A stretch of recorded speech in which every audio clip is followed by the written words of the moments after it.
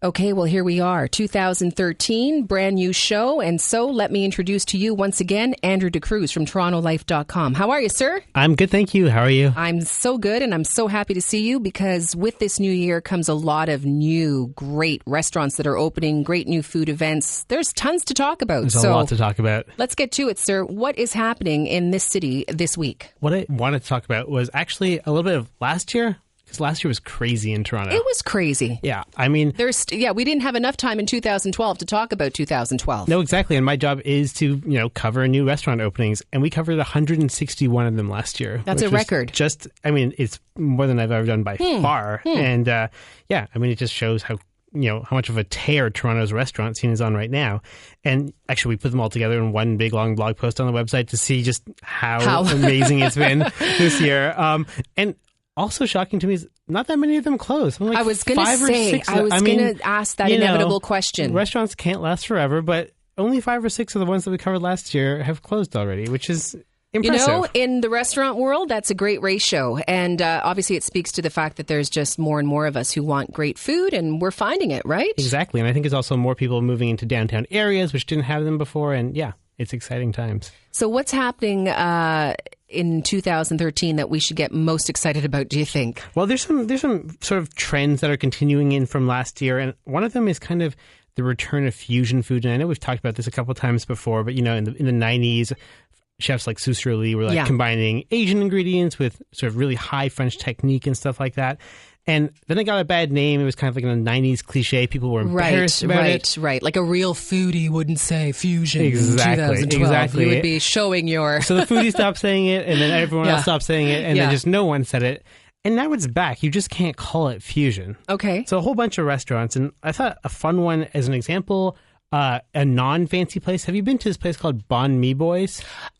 I haven't been there, and I can't believe I haven't, but it's at Queen and Spadina. Yeah, exactly. It's a fabulous, Filipino sandwich shop? No, Vietnamese. Vietnamese, pardon me. Okay, so they call it Vietnamese, and the three boys, the three brothers who own the place, they are Vietnamese, and banh mi is like a Vietnamese sub, like on a nice sort of French baguette with, traditionally Vietnamese insides, but here they put all kinds of things. You get a duck confit banh mi. I know. Yeah, you get. So what are the Vietnamese mothers saying about that? Well, exactly. Or you get tacos there with Korean kalbi beef. So it's Vietnamese brothers making tacos, which is Mexican, with Korean food inside of them. So don't call it fusion. What are we calling it? Well, I don't even know. Experimentalism, or we'll ask the bad international boys. Flavors. Or Every chef has a different name. No one wants to call it fusion because they're all embarrassed of that name, but it's back. Right. Totally back. Andrew is saying, until you come up with another word, we're going to call it fusion. Yeah, exactly. Okay. Obviously, tacos are still going to be everywhere this year. No kidding. People love their tacos. Although we did have one taco joint closed last year. Which one? Toucan Taco Bar in Riverside. Right. I you know what? I walked by that place one day and it was empty, and I wanted so badly to go in. I was meeting a friend somewhere else, but I was really curious. I didn't ever have a chance to go in. I'm sad to hear that closed down. I imagine we'll have more tacos and also more fancy donuts coming this year. Right. Yeah, that's Toronto for you. Lots of tacos and lots of $4 donuts. We're talking $4 for one donut. You can get $5 donuts in this town as well. Oh, goodness gracious. They're tasty, but they're also $5. That's right. Yeah. I guess it forces you to just have one. So another Japanese restaurant, I hear? Yeah, exactly. And so this is a trend too. Lots of Japanese restaurants opening, and a lot of them are Vancouver imports. And the one I want to talk about, it opened right at the end of last year. It's called Kingyo Izakaya, so Kingyo,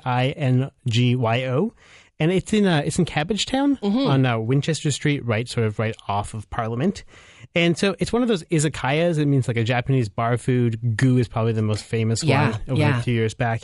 And, it's also really fun like Gu is, but it's a little bit more refined, the kind of food they do there. Not quite as loud and as much of a bar atmosphere. Okay. I actually ate at the Vancouver version a few months ago, and it was excellent. The food was just really killer. And there's one really cool dish they have. They serve their steak, basically, or it's Wagyu beef, so like the super expensive, super fatty Japanese type of cattle.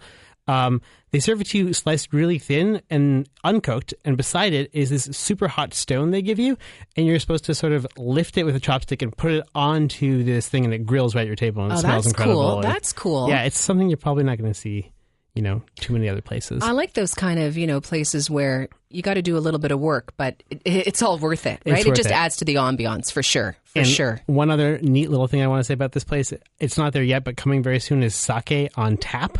Mm-hmm. So, okay. Just like you have beer on tap and a couple places now have wine on tap, they're going to have sake on tap, which is the first in Toronto. Well, we had a sake expert weeks and weeks back, and I didn't hear that. We kind of figured out that sake was going to be a very big hot trend, but off the top. On tap, that's exactly. Really cool. It's a whole other level. Yeah, no kidding. Yeah. So the big food event, I suppose, this winter would be Winterlicious. Winterlicious, exactly. Yeah. And love it or hate it, some people hate it because, the restaurants get really packed. Right. Servers hate it because they get really bad tips. I know. But, people who want to spend less money and try out some of these fun restaurants love it. It's a fabulous event. I think it just sort of, like you say, it got a little bit of a bad rap because it just got so big. So many people started going to it that whether it was, not being able to get a reservation or just sort of feeling like you were getting rushed out of the restaurant. But exactly. I don't know if they all are that way. I think. Oh, no. Some places do it really well and some places don't do it as well. And, 191 places have these menus this year. By the way, so it's 3 courses, either at lunch or dinner. And the price ranges, either from, I think, $15 at the low end to $45 at the high end. But it's usually a substantial savings over what you would normally pay at these places. Totally. Well, yeah, like you say, for $15 to $45, I can enjoy a really great meal that would otherwise cost me $50 to $200. No, exactly. And so there's 191. This year we broke it down and we picked our sort of favorite ones and we broke that down to 61. Okay. And we've just also put on the website a top 10 list. Our food editor went through all the menus and sort of picked up 10 ideal meals, exactly what she would choose. For Winterlicious. For Winterlicious. Okay, that's good to know because it's hard to kind of sometimes to navigate through all of it. Exactly. So reservations opened just a few days ago on Thursday. So, call soon to avoid disappointment. And Winterlicious is a fabulous thing for the province. It brings lots and lots of revenue, and it gets people that would otherwise not necessarily be going to restaurants all the time. It gets them out and discovering what's happening. Exactly. So go to torontolife.com and then look for The Dish. It's Andrew DeCruz's blog, and it covers everything food related in the city. So make sure you do that, and then you can find out all your Winterlicious links and lists there as well. Exactly. Andrew, thank you so much. We'll talk to you again next week, okay? Thank you. Andrew DeCruz is the associate online editor at torontolife.com, and he is the editor of The Dish.